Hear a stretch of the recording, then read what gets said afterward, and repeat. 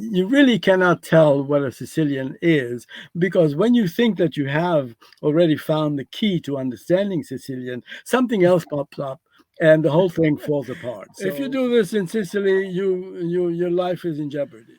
We're going to talk about Sicilian humor, Trinacria. Why is it a symbol of Sicily? And is Sicily really an autonomous region? Plus, the art of communicating with the eyes and the hands in Sicily. You know what I'm talking about. All that and much more with Professor Emeritus Gaetano Cipolla. He's always such a wealth of information, so enjoy. Professor Gaetano Cipolla, so great to have you back on. We had so many people tell us they wanted you back after the last video. So it is truly an honor to have you again. We had a great conversation on a plethora of topics, and we will do the same again. Well, I'm glad to be back. I am also glad that so many people are interested in hearing about Sicily. I want to talk to you about something that is very basic Sicily, and that is the Trinacria. Because many years ago, when I interviewed you, you gave me a version of the origins of the Trinacria that I still to this day use not only in our videos, but also on tours. And I know, everyone has a version of their story, the Trinacria. And for those of you who don't know, that's the three-legged lady with the Medusa in the middle. And, one legend says that it is for the three ports of Sicily, the three angles, because of the way the island is shaped. But you told me a fascinating story about when the Greeks came and when they no longer considered themselves Greek, but considered themselves Sicilian, they did what? When the Spartans came to Sicily, they had a shield which had basically an image of a leg, an L, the letter L, which stands for Lacedaemony, which is another word for Spartan. And Lacedaemony looked like a leg standing like this, sideways. And when they actually became Sicilian, when they became Sicilian, when they thought they were no longer Greeks in the sense they had allegiance to the home country, and they wanted to show allegiance to Sicily, they added two more legs to the shield. Did that, it looked like a three legs, three running legs, which can be seen differently by different people. So most people say that it's actually the three capes that end at the end of each corner of the island. Capo Lilibeo in the west, the Capo Passero in the south, and the other near Messina. Other people actually think that it is a symbol of time, or of the god Baal, for example, the running of time, the whole idea of time. But it's one of the most ancient symbols of Sicily. I think it's very notable to think that the Greeks came and they thought Sicily was beautiful. Of course, they ran out of space. Some say they ran out of space in Greece, and that's why they came. They came to the island of the sun, Sicily, which is Greek for Right. island of the sun. And they fell in love so much with Sicily that not only they built more temples and more, there are more Greek ruins than in Athens, but they so fell in love with Sicily that they actually became a different people. They wanted to distinguish themselves. That is so telling about the Greeks and Sicily. Well, yes, this is the Greeks came not as conquerors as most of the other people who have come to Sicily. They came to colonize. They came because they needed more space. They needed more independence. They needed to create a new life for themselves. And they had heard about the beauty of Sicily from all the sailors who had circumnavigated the island. And Sicily at that time was basically a different land from what it is today. It was full of vegetation. It was fertile, full of trees. And one thing that you will never, probably never understand, is that Sicily had navigable rivers.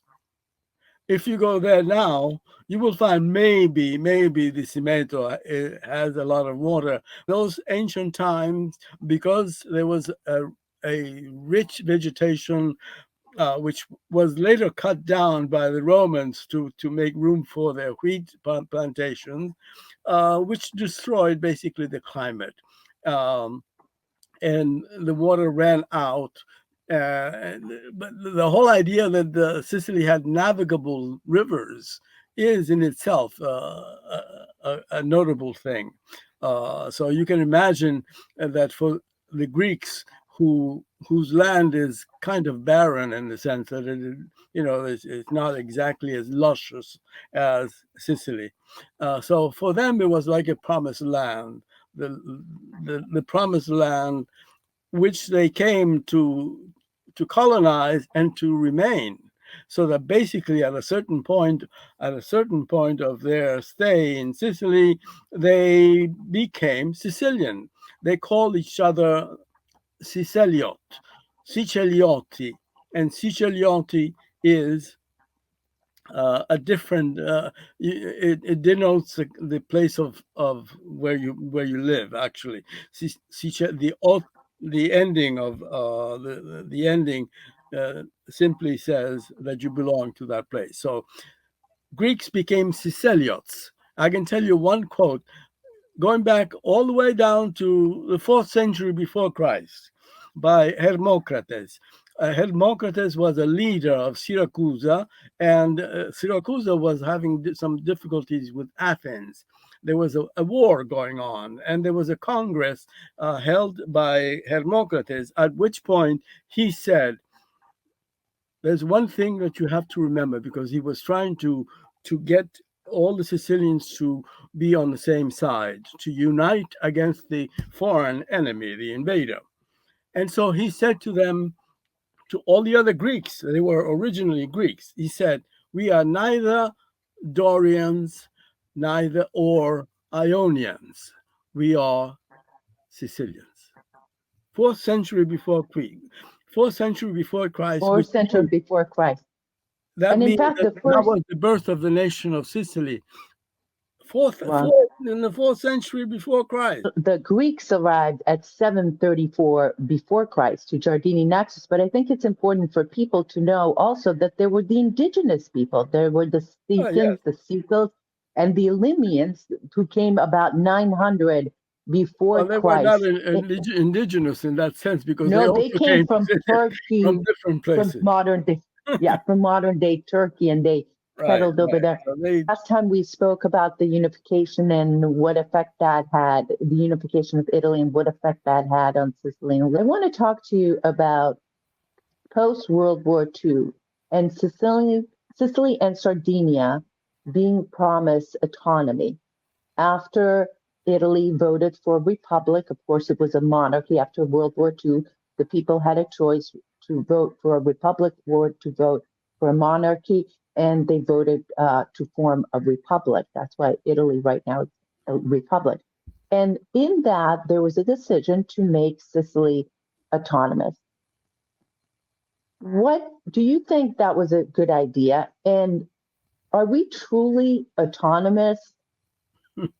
How do you see the subject? Well, of course, Sicily was given Sicily was the first region of Italy to have what we call a special statute of a semi-autonomy, and it was given primarily because Sicily had intentions, or had tried basically before the war and even during the war, tried to actually separate from Italy and become, you would never believe it, but they wanted to become the 50th state of the United States. They wanted to become American, but of course that would not fly very well. Didn't fly very well for the Russians, for example, who immediately sent their foreign minister to complain, because giving Sicily to America would be that America would be in charge of the Mediterranean. It would be like the major power there. So, in order to assuage, in order to somehow take off the pressure uh, from the Italian government, because Sicily wanted to secede and become independent, there was a whole movement for Sicilian independence. Sicilians have had this kind of belief that they are a people apart from the rest of Italy. They have had a history of their own. They have a 3,000-year history. They have been a kingdom which ruled basically that part of the Mediterranean. Under Roger II, for example, under Roger II in the 12th century, Sicily controlled most of the Mediterranean on, for example, Genoa and Venice were pushed up north, and everything that was south of Sicily belonged in a way to Sicily. Because if for example, a ship from Turkey wanted to cross the what we call the Canale di Sicilia, the Sicilian Canal, which is the space, the Mediterranean between Sicily and Africa, they had to pay duty to Roger II. And Roger II became very wealthy from that. And in fact, one of the books that I was reading the other day, it said basically that Roger II made so much income from that, more than the Normans made from the whole island of England. So Wow. they controlled the Mediterranean Sea. From south of the Mediterranean Sea, the Genovese and the Pisans controlled, let's say, the Tyrrhenian Sea. Venice was stuck basically in the Adriatic Sea and couldn't go anywhere. But Sicily controlled all of the southern part of south of the Mediterranean, all the way down to Corfu, the island of Corfu in Greece, and Greece. northern part of the Mediterranean lands belong to Sicily.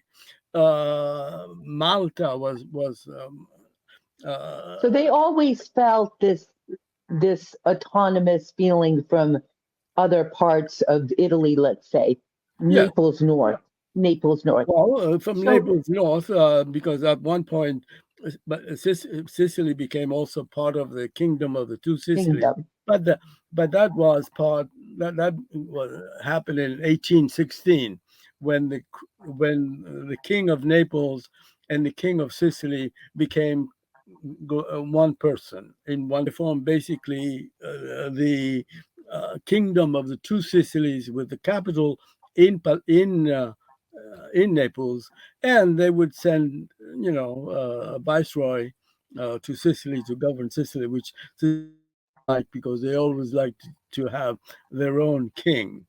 And that takes me all the way back to the history of Sicily, because at one point two Sicilies existed. After the Vespers Revolution in 1282, when the French were chased out of Sicily, all of them were chased out of Sicily, and they went to Naples, and the two kingdoms were actually split. One was the Kingdom of Sicily, with capital in Naples, believe it or not, Naples. in Naples. And the other one is the Kingdom of Trinacria, because they couldn't have two Sicily done at once. So the Kingdom of Sicily was called Kingdom of Trinacria, to differentiate it from the Kingdom of the northern part of the mainland, in effect, from Calabria all the way up to Naples. So they had the two kingdoms, and then eventually they became the Kingdom of the two Sicilies, with capital still in Naples. And that's when basically Garibaldi in 1860 came and they conquered Sicily first, and then they conquered the second part, and we became all Italians. And so today we're supposed to be an autonomous island. Yes. And I can tell you that during COVID, I saw great struggles and um, we'll call them butting heads between the national government and the Yeah. president of Sicily. The prime minister back then was Giuseppe Conte, and it was Nello Musumeci. At one point, even Nello Musumeci sent a letter. There was some disagreement about the color of the zone or so forth, and he sent a public letter to the prime minister saying, "I want to remind you that we are an autonomous island and that we can make this decision on our own." And of course, the national government had nothing to do with it, but it was the first time that I actually heard an official pull that card. Well, they should have pulled it more often. They should have pulled more often, because Sicily, you may know that Sicily has has had the oldest parliament in Europe. The oldest parliament in Europe. If you go to the parliament room in Palermo at the Royal Palace, you will see two dates. One is 1131, right on top of the president's chair of the parliament. You see When the Norman Castle. One says 1131, which identifies the first time that the Sicilian parliament met, and the next one is 1947 or 46. It's 46. 46 is when Sicily was given the statute, the semi-autonomous statute, that is the first of the five, because Italy has five different statutes of special statutes of autonomy. But Sicily was the first, as I explained before, because they were afraid that Sicily may want to be an American state. So they try to pacify them by giving them this kind of thing. And Italy pays Sicily money uh, on that account to make up for what they have taken out of Sicily, what they took out of Sicily when so you it mean became sort of part of like Italy. reparations? Reparation, yes. They are paying every year. They're paying something, but in its essence, to answer your question, Sicilian has a semi-autonomous statute, but it is really not. How would I say? Not exercised as well as they should. Uh, Everything that happens in Sicily somehow has to be approved by the Roman Parliament.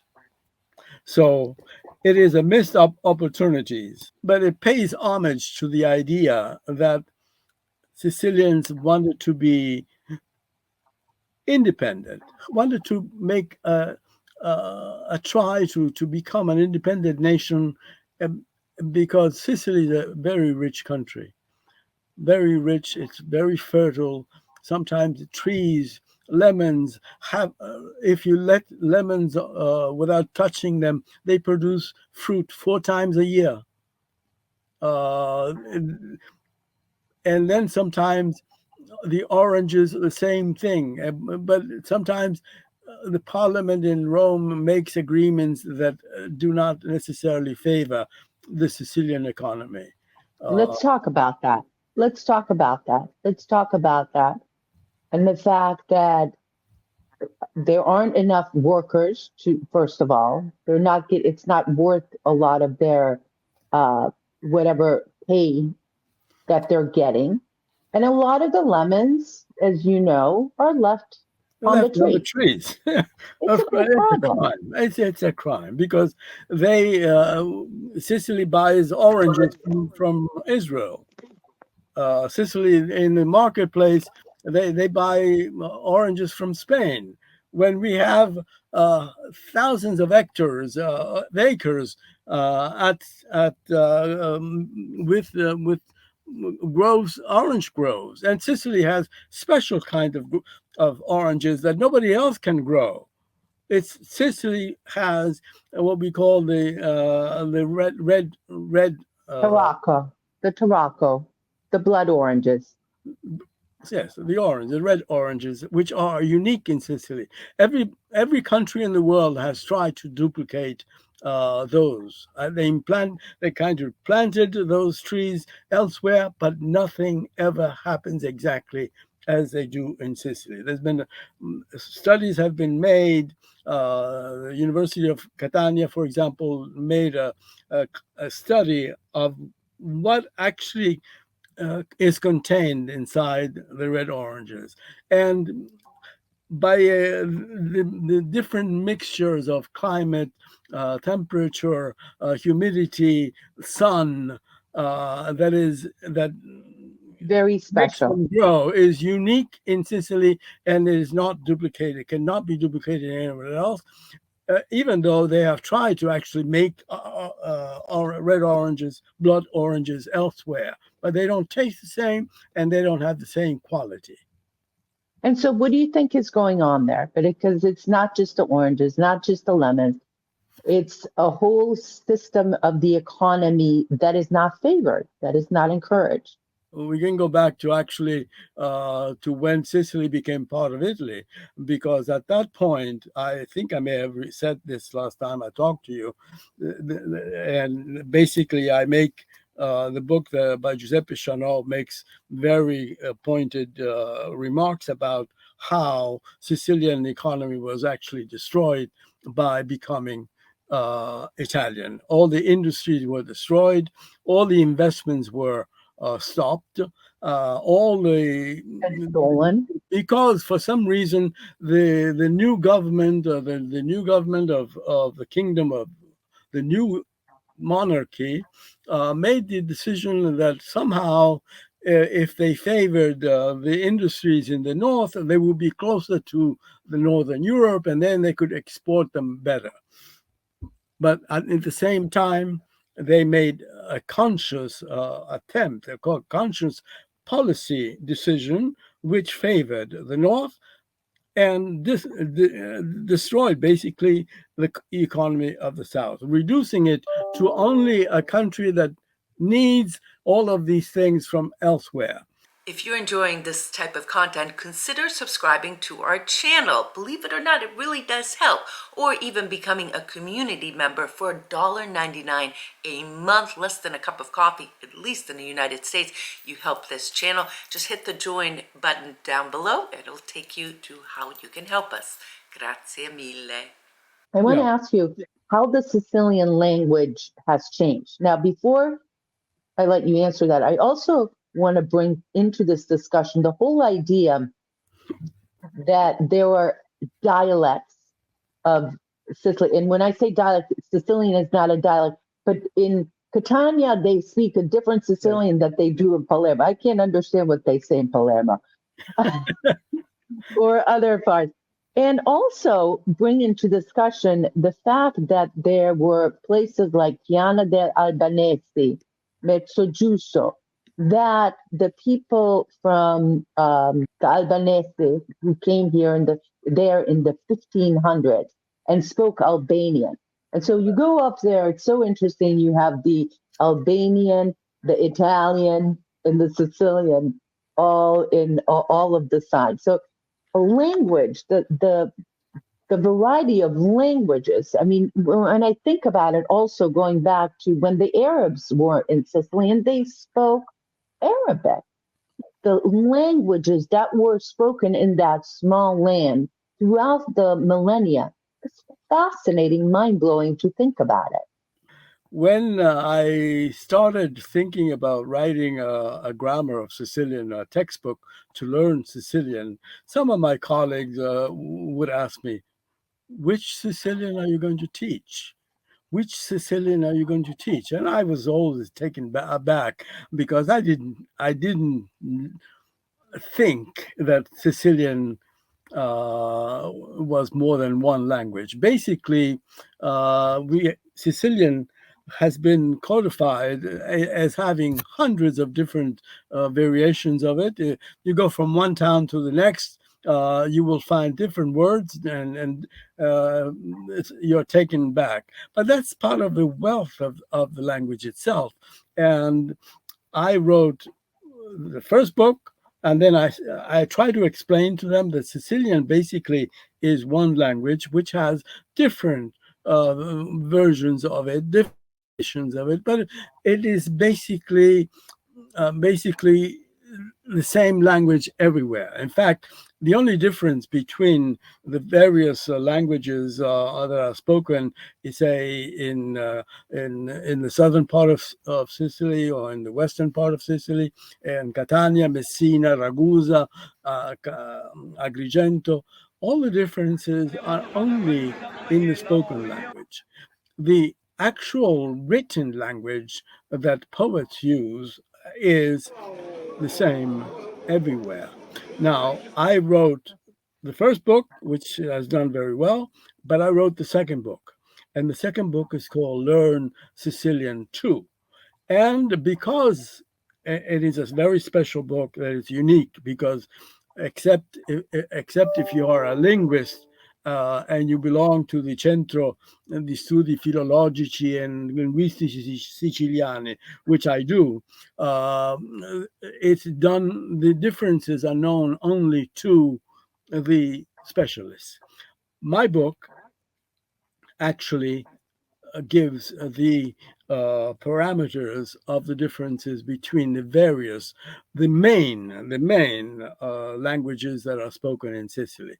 Messinese, Ragusano, Agrigentino. There's 10 of them, 10 major and I gave the rules for understanding, not to learn, because you really don't want to learn, say, Ragusano, or you don't want to learn Palermitano only. You want to learn Sicilian.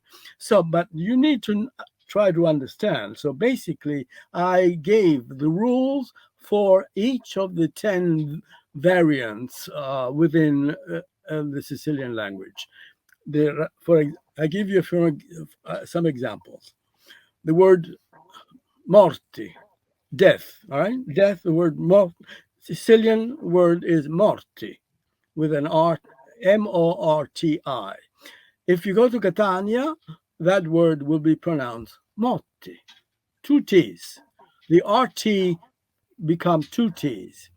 If you go to Palermo, that word morti becomes moiti. You hear the difference? Moiti. If you go porta, the word for door, porta, in Catania they will say porta. In Palermo they say poita. Yeah. If you say the word for key in Sicily, in most places the word will be say chiavi, chiavi, chiavi. If you happen to go to Ragusa or in the Modica area, in Noto, in Ragusa, Noto, Comiso, they will not say chiavi. They will say chavi. So That's quite a sound, difference. yes, quite a difference. Bella, the word for bella, right? Bella is bedda. Bedda has the cacuminal sound of that is unique to Sicily and some part of the Mediterranean. But if you say famiglia, famiglia, family, famiglia, in most places in Sicily, they will say famiglia, where the G is double G followed by an HIA, famiglia, double G, HIA, famiglia. But in other places, near Agrigento, for example, they will not say famiglia, they will say famiglia, like Italian. You understand? Many years ago, I remember sitting, and we have this book in our house that you wrote. It's called What It Means to Be a Sicilian. And I remember reading it, Professor Cipolla, and going, oh, that's why Alfred's like that. Oh, that's why he said that. Oh, it was eye-opening book. And so I want to ask you in a few minutes to describe what it means to be a Sicilian. Now, I just want to make sure that people know that you were born in Sicily and came to the United States at a young age. So you grew up in the United States. But from your standpoint, what does it mean to be a Sicilian? You really cannot tell what a Sicilian is, because when you think that you have already found the key to understanding Sicilian, something else pops up and the whole thing falls apart. So Sicilians are very complex individuals. I can tell you what the little book says. It's only 32 pages. It's really uh, very compact, and it tells the characteristics of Sicilian people, their love for the family, love for the mother. The mother is usually considered like the center of the universe for Sicilians. Uh, their love for work, their Suspicious, suspicious of authorities. yes. When you just said before about the fact that now you understand after reading the book, I've received a number of people letters saying something like that. In fact, one person who became a member of Albasicolo and received what makes a Sicilian finally wrote to me at the end of after reading it. He said, "Ah, now she was American. She was an American person who had married a Sicilian, and she said, "Ah, now I understand my husband." So it must have touched some key uh, points that everybody would associate with Sicilian. In the little book, I actually start with start. One of the points of departures for the little book is a quote from Cicero, who said that Sicilians are very intelligent people who have a very acute sense of humor, and they're somewhat suspicious. So I address the 3 points. First, the intelligence of Sicilians. People think there is no joke. There are no jokes about Sicilian intelligence. Everybody knows that Sicilians are sharp. They are up on everything. So Sicilian intelligence, and Sicilians have a way of actually uh, talking without using words. Uh, by eyes. I remember By eyes and by by looking at the eyes tell the secrets of Sicilians. My father, I recall my father, for example, whenever he at the dinner table he wanted something from the table, instead of asking instead of asking for the water or the wine, he would just look. It would be a twitch without a word being spoken. My mother knew exactly what he wanted. So they I think communicate. I heard a familiar story from Alfred and his parents, that he noticed that happened at the finish. He just had a look. He just had a look, and she knew. She Yeah, knew. right. And then, of course, you have the hands. Well, You have all yeah. that. In one of the books, I actually have a whole chapter on Sicilians speaking with their hands and speaking in code, basically. They speak in code that Sicilians understand without saying a word. So sometimes what Sicilians do not say is more important than what they actually say. But what they say with their eyes or with their expression is more important. So I expand on the sense of humor, for example. I wrote an article once asking the question, do Sicilians have a sense of humor? And the answer is yes, they do have a sense of humor. But in America, most people think that Sicilians are dour faced, always with their mouth hanging down.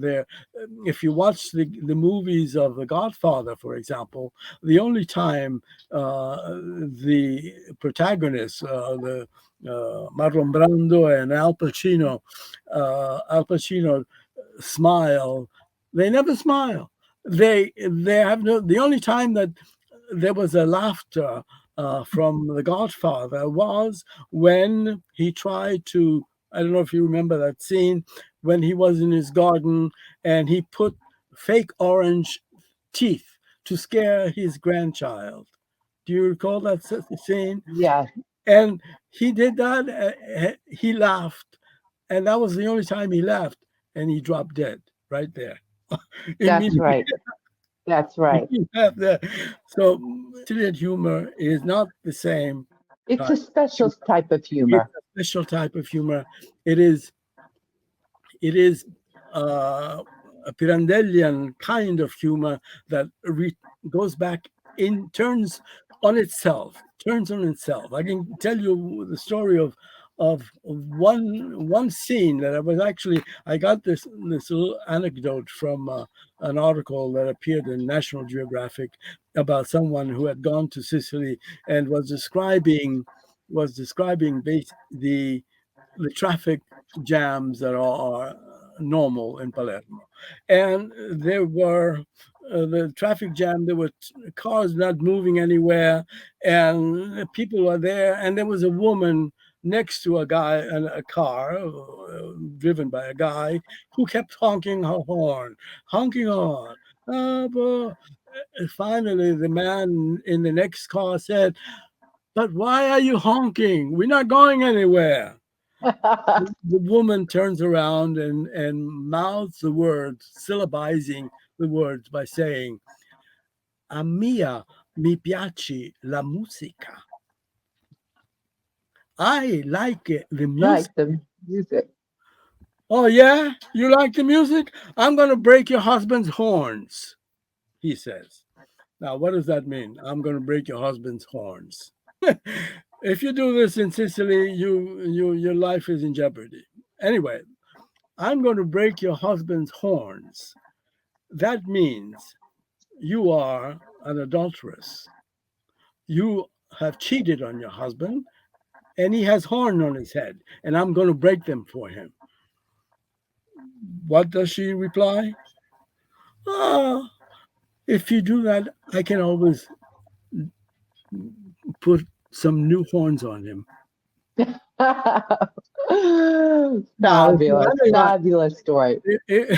if you analyze that, what does it mean?